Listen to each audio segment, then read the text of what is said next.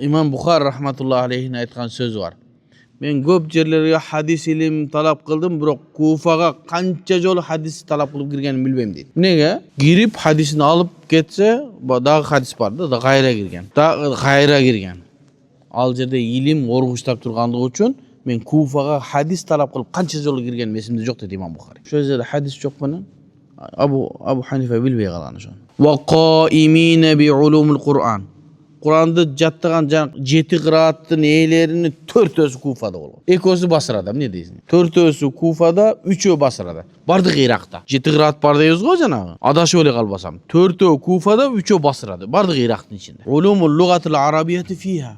Arap dili o dedi. Arap dilinde iki çoğun medrese var. Medresetul Kufa, Medresetul Basra. O köten Irak. Tilden problemi gel. Hadisten gel.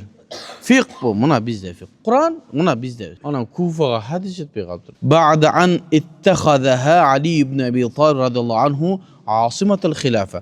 Ana bartu Ali ibn Abi Talib o yerde Müslümanların boru kılıp halifalık döşerek apargandan hem gördüm de koysun ayette, ilimde. Ba'da an intakala ileyhi akviya'us sahabet radıyallahu anhum ve fuqaha'uhum radıyallahu anhum. Şu söz bunu Medhal fi Fiqh İslami degan kitaptın 88. betinde de bunu okup koysunlar. Ne deydi? Halifalıkta Ali ibn Abi Talib kaçan göçürdü? Aytat. Ba'da an intakala ileyhe akviya sahaba radıyallahu anhum ve fuqaha. Sahabalardan güçlüleri, fakihler, alimler Kufaga getip kalgandan keyin halifalıkta göçürdü. Alimler bardı Kufaga getip kalgandan keyin Abdullah bin Mas'ud bilen. Andan keyin ba'da an intakala dedi. Andan keyin ne? Halifalıkta Ali ibn Abi Talib Medine'den Kufa'ya göçürdü.